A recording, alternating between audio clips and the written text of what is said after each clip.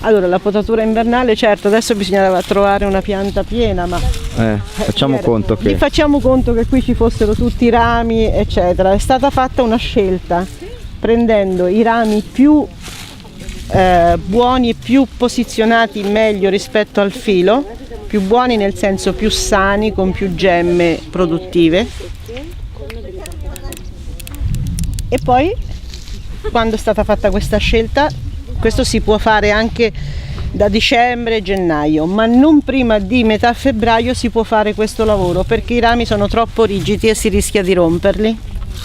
Poi da metà febbraio in poi, infatti io ho iniziato, sono pochissimi giorni, si può fare questo lavoro, si fa così con gli spaghetti, oppure addirittura, come potete vedere, usiamo anche questi legacci naturali che sono la pianta del giunco, non mi viene mai il nome. Fatto questo lavoro, che cosa succede? Adesso a primavera da ogni gemma spunteranno 1, 2, 3 germogli. Quando sono così alti noi passiamo con una prima selezione, perché quando sono così alti c'è già l'uva, si vede già quello che porta l'uva o no.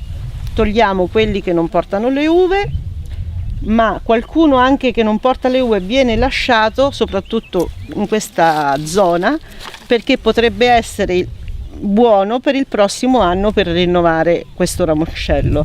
Allora, anche se non porta l'uva ma è posizionato bene, magari nasce qui, è più vicino al filo, lo lasciamo lo stesso anche se non produce, perché l'anno prossimo ci facciamo la potatura. Questa è una cosa che si fa dai primi di maggio in poi. Fatto questo lavoro si aspetta che cresca. Ora, in questo tipo di vigneto, di solito noi negli altri vigneti abbiamo il doppio filo qua e il doppio filo qua. Questo è un vecchio vigneto, ce n'è solo uno. Allora aspettiamo che questo germoglio cresca fino qua, poi veniamo e lo leghiamo a questo filo per modo tale che l'aria non lo rompa, e nello stesso tempo ne prendiamo uno o due per distanziarli, per fare in modo che non si attacchino con i loro ricci e uno sopra l'altro, poi magari i grappoli vengono coperti da troppa vegetazione. Allora noi prendiamo questi germogli, li tiriamo su quasi dritti e rimangono belli distanziati, così i grappoli si vedono bene. Quando arrivano al terzo si fa la stessa cosa, poi continueranno a crescere, ma non si possono tagliare fino a che non siamo arrivati a metà luglio, perché comunque devono aiutare il grappolo a crescere. A quel punto noi lo stendiamo così, quando è cresciuto che riscende così, lo prendiamo e lo leghiamo in questa maniera, quindi lo togliamo da davanti ai grappoli dell'uva, così non gli fa ombra e non gli ripara il sole.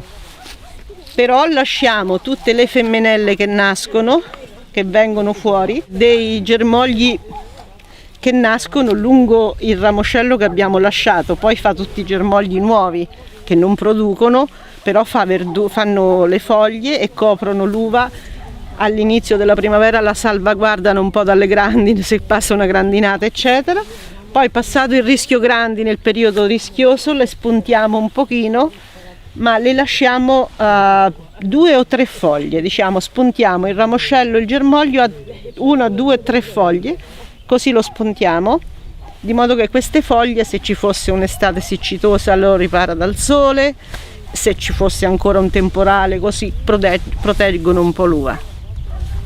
A questo punto fatta questa legatura, le lasciamo così libere, la vite continua a germogliare, a metà luglio circa passiamo facendo la selezione del grappolo, cioè tutti i grappoli in eccedenza, soprattutto quelli alti, vengono tolti e vengono lasciati solo quelli che nascono qui a questa altezza e vengono fuori e prendono più sole di tutti.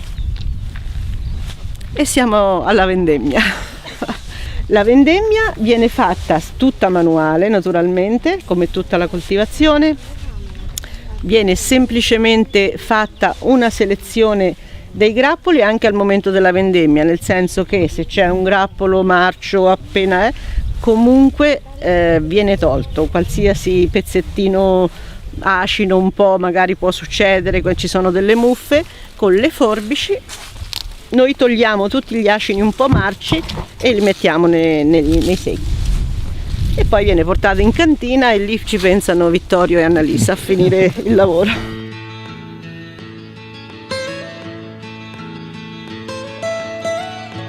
Almost heaven, West Virginia.